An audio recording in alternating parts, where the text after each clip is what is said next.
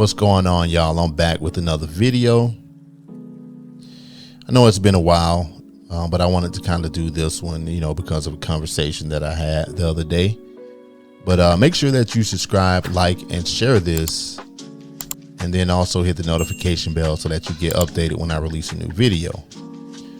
So this conversation that I had was about online content. I was asked if, there was too much content out there online and if I saw anything wrong with it. Well, I don't see anything wrong with the amount of content that's online. And I say that because right now, we're living in a pretty amazing time. And I think the amount of content that we have and all of the new content being created, it gives us an alternative.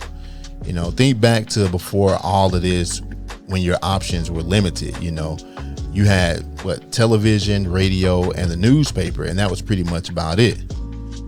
And you may have had some people creating content or creating things, but I think your access was kind of limited. Your access to it was limited. And right now, you have an endless stream of content that you can pick and choose. You could choose and pick whatever you like. It's that whole on-demand thing that I'm talking about. And then you had to think about how back then, if you wanted to kind of, do something or create something, you may have had to have like some expensive equipment, software, and even money to get started. There were barriers to entry. So now you don't even have to have all that if you don't want it, or if it, it's too expensive or you can't afford it. These little devices that we call smartphones, they give us the keys and tools to create content. These smartphones have, not only changed, the way we live and the way we create and consume. So even if you're not a content creator, having a lot of content at your fingertips, I think gives you more ways to learn. Long gone are the days where, you had to go to a library and get a book off a shelf in order to write a report for a presentation or for school.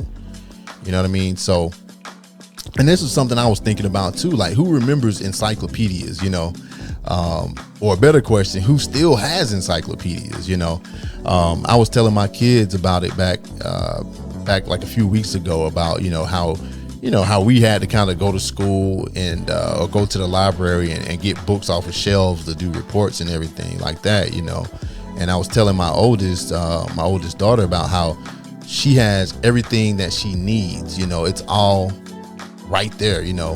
Got computers, cell phones, everything. You know what I'm saying?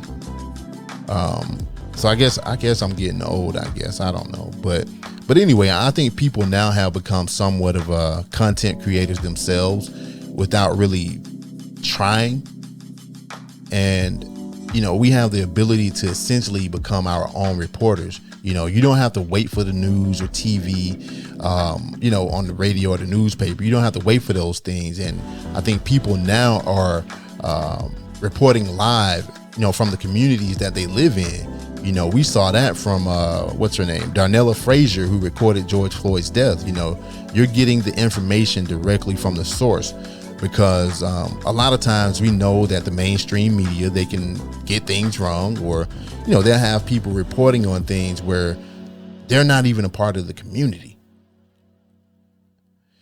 So like I said, I think it's good in that in that arena. And whatever you don't agree with, you can comment on it. People can voice their opinions, likes or dislikes. You see, online content, it gives people a voice on both ends of the spectrum.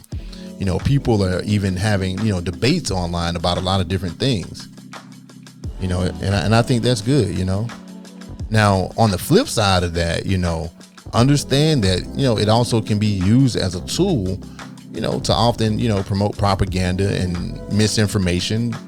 And so you have to be careful with, what you choose to consume, in regard to online content. And, a lot of it, I don't think that we can prevent. And so that's why I said you have to be careful about what you choose to consume. But understand that you have the power to turn it off or unsubscribe so that you don't see it. But overall, outside of that, I still think it's a great thing, to have all this content available to us, and as we move along, we're going to have more and more content. You're going to have some people, who are out there right now, they do it for a living, people who are actually making full-time jobs out of it. And now they get the ability to, make money off of it and get paid for it. So I don't think that we have too much content online, and it can be overwhelming at times. But I think if managed properly, we can get rid of that feeling of being overwhelmed or bombarded by this endless stream of content that we have. So let me know what you think about it. Do we have too much content available to us? And is every person a content creator? I don't consider myself one. I'm just a dude with a microphone, a camera, and a laptop, just putting my thoughts out there from time to time about different things. But anyway, let me know what y'all think about it. And until next time, take it easy.